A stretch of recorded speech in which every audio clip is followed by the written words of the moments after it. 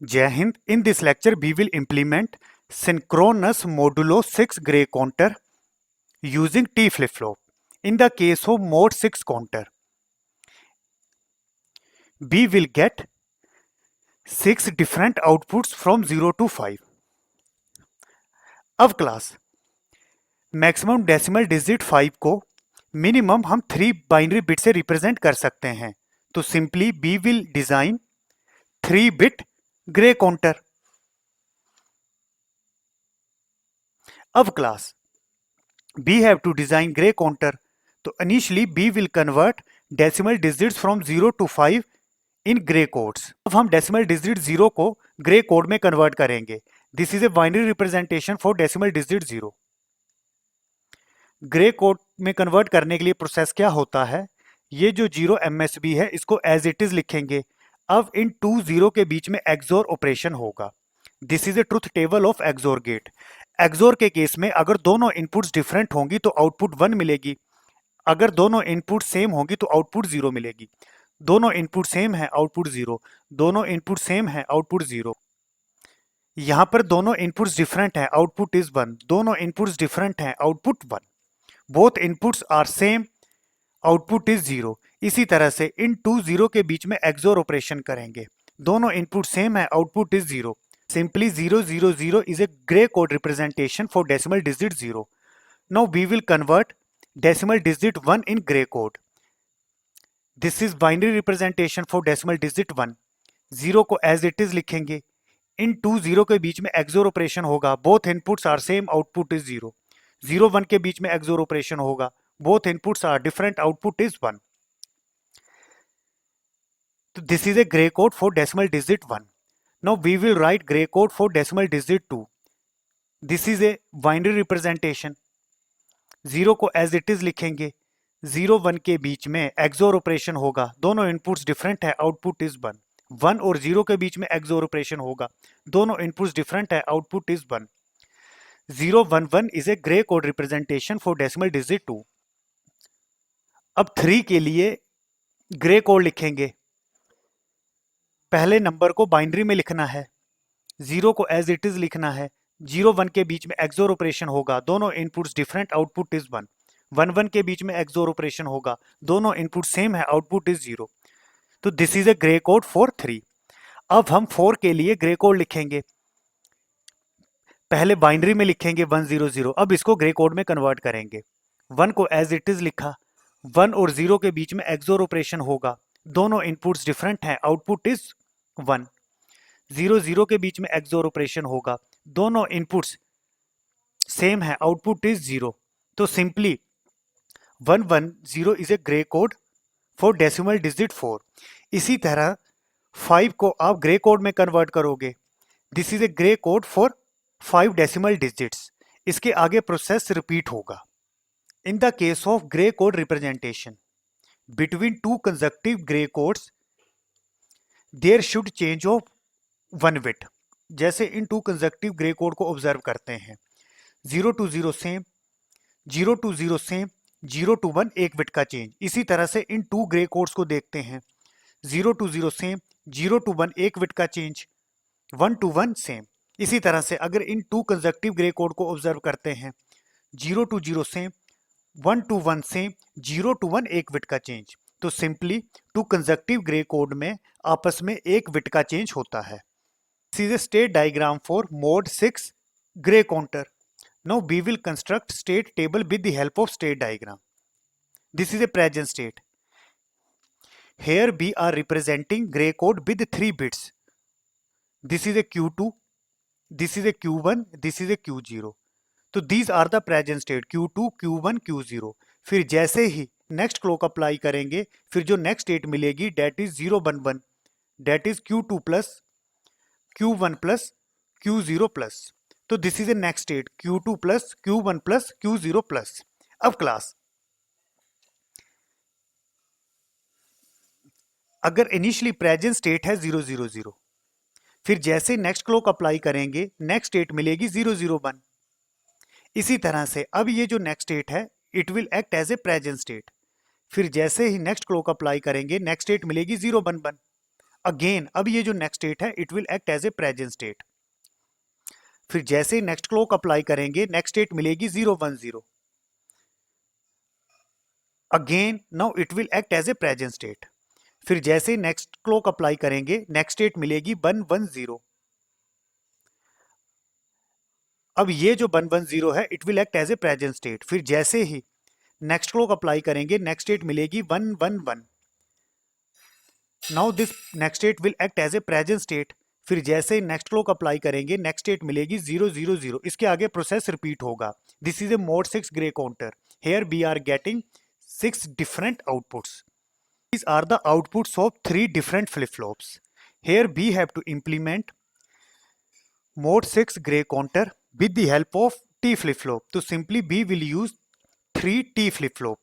These are the inputs of 3 T flip-flop, that is T2, T1 and T0.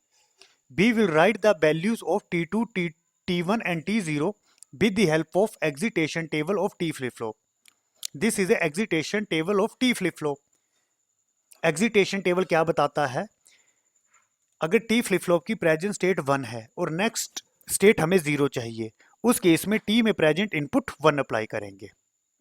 पहले input T2 के लिए values लिखेंगे।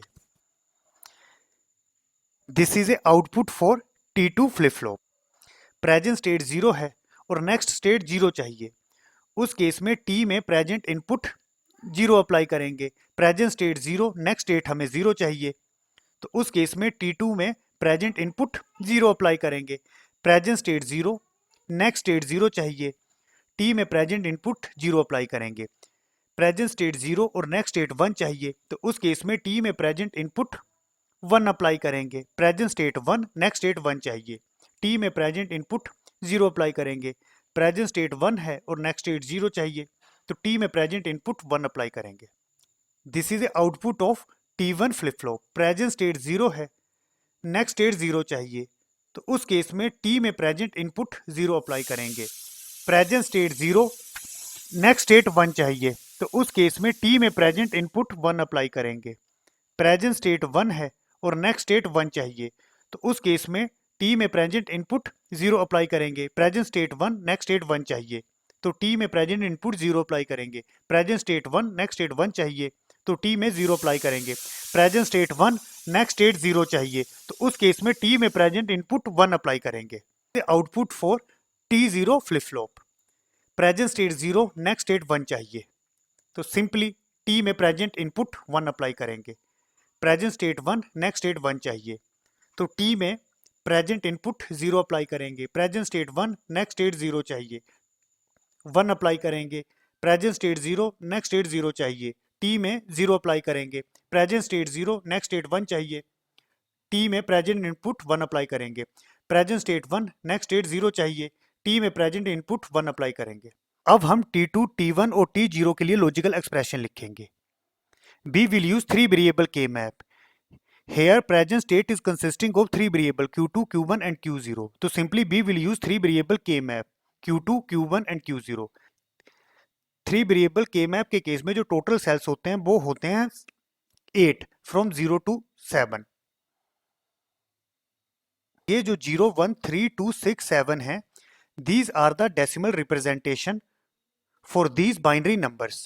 अब class these are the gray codes. 001 को decimal में 1 लिखते हैं, इसी तरह से 011 को डेसिमल में 3 लिखते हैं, 010 को डेसिमल में 2 लिखते हैं, 110 को डेसिमल में 6 लिखते हैं, इसी तरह से 11 को डेसिमल में 7 लिखते हैं। पहले हम T2 के लिए लॉजिकल एक्सप्रेशन लिखेंगे। इन the case of T2 for decimal input 2 and 7 I am getting output 1.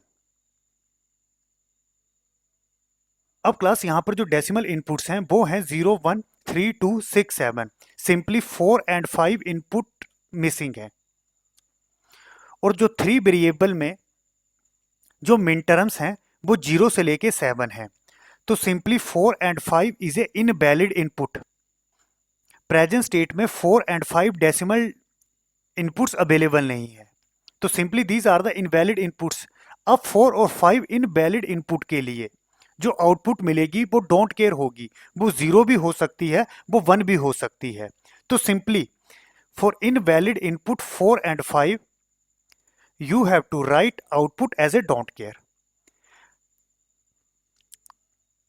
अब सिंपली के मैप में 1 के लिए हम लार्जेस्ट पॉसिबल ग्रुप बनाने की ट्राई करते हैं। ये 1 इस डोंट केयर के साथ मिलके पेयर बनाएगा। इसी तरह से ये 1 हमें सिंगल लेना है। पहले इस 1 के लिए एक्सप्रेशन लिखेंगे, 0 को लिखेंगे Q2 बार। इसी तरह से इस 1 के लिए 1 0 कांस्टेंट है, 1 को लिखेंगे Q1 और 0 को लिखेंगे Q0 बार। प्लस स्पेयर के लिए आंसर लिखेंगे, स्पेयर के लिए 1 कांस्टेंट है, दैट इज Q2। इसी तरह से हॉरिजॉन्टल डायरेक्शन में ये 1 कांस्टेंट है, दैट इज Q0। तो this is a logical expression for T2। Now I will write logical expression for T1। T1 के केस में for min term 1 and 7 I am getting output 1। इसी तरह से यहां पर 4 और 5 मिन टर्म नहीं लिखे हैं, तो simply these are the invalid inputs. तो simply for 4 and 5 decimal inputs I will get output as a don't care। 4 and 5 are invalid inputs. जो इनवैलिड इनपुट्स होंगी उनके लिए आउटपुट को एज ए डोंट केयर लिखेंगे। ये 1 इस डोंट केयर के साथ मिलके पेयर बनाएगा। इसी तरह से ये 1 इस डोंट केयर के साथ मिलके पेयर बनाएगा।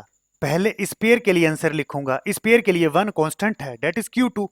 इसी तरह से इस पेयर के लिए हॉरिजॉन्टल डायरेक्शन में ये 1 1 कांस्टेंट है, दैट इज Q0। प्लस इस पेयर के लिए आंसर लिखेंगे, 0 से 1 एक बिट का चेंज है, इसको आंसर में नहीं लिखेंगे। इस पेयर के लिए 0 1 कांस्टेंट है, 0 को लिखेंगे Q1 बार। इसी तरह से 1 के लिए लिखेंगे Q0। This is a logical expression. Now we will write logical expression for T0। T0 के केस में फॉर इनपुट 0 3 6 and 7, 0 3 6 and 7, इसके लिए आउटपुट 1 मिलेगी। और जो इनवैलिड इनपुट्स हैं, इस केस में इनवैलिड इनपुट्स कौन सी होंगी, 4 and 5, उसके लिए जो आउटपुट मिलेगी वो डोंट केयर मिलेगी। अब क्लास ये 2 1 इन डोंट केयर के साथ मिलके क्वाड बनाएंगे। इस क्वाड के लिए आंसर लिखूंगा, इस क्वाड के लिए ये 1 कांस्टेंट है, तो 1 को लिखेंगे Q2। प्लस अगेन ये 1 इस 1 के साथ मिलके पेयर बनाएगा, आंसर लिखेंगे। इस पेयर के लिए 0 to 1 एक बिट का चेंज है, इसको नहीं लिखेंगे। इस पेयर के लिए 1 1 कांस्टेंट है, that is Q1 and Q0। Plus अब ये 1 इस डोंट केयर के साथ मिलके पेयर बनाएगा। इस पेयर के लिए 0 0 कांस्टेंट है, that is Q1 bar Q0 bar. तो simply this is a logical expression for T0। अब class these are the logical expression which we calculated for T2, T1 and T0। तो सिंपली here we are using 3 T flip flop, T0, T1 and T2। Already मैं यहां पर connection लगा चुका हूं। जैसे इस केस में T0 के केस में क्या होगा, इन 3 इनपुट्स के बीच में और ऑपरेशन होगा, this is A Q2। In 2 inputs के बीच में एंड ऑपरेशन होगा, इनके बीच में एंड ऑपरेशन होगा, फिर सभी के बीच में और ऑपरेशन होगा, उसको T0 में अप्लाई करना है। इसी तरह से बाकी के कनेक्शन मैं यहां पर लगा चुका हूं। एक्चुअल में ये जो Q2 है, इसका क्या मतलब है, ये कनेक्शन यहां से लिया होगा। अगेन जैसे ये Q1 है, Q1 का कनेक्शन यहां से लिया होगा। अब class at a same time सभी फ्लिप फ्लॉप में सेम क्लॉक अप्लाई करेंगे, this is a synchronous counter. तो this is a clock pulse which we have to apply at a same time in all flip flop. अब class यहां पर T0 मैंने यहां पर लिखा है, this is a T1 and this is a T2। आप इनका ऑर्डर चेंज कर सकते हो, डेट इज T2 को आप यहां भी लिख सकते हो। इसी तरह से ये जो T0 है इसको आप यहां भी लिख सकते हो। सिंक्रोनस काउंटर के डिजाइन में जहां पर आपको sequence based synchronous counter design करना होता है, उस केस में आउटपुट में आप फ्लिप फ्लॉप का ऑर्डर चेंज कर सकते हो, आउटपुट में कोई चेंज नहीं आएगा। इस क्वेश्चन में इंपॉर्टेंट पॉइंट हमने क्या सीखा, जो इनपुट इनवैलिड होगी, जैसे इस केस में 4 एंड 5 इनपुट मेंशन नहीं थी, तो these are the invalid inputs. तो इनकी आउटपुट्स को हम के मैप में कैसे मेंशन करेंगे? सिंपली डोंट केयर से मेंशन करेंगे।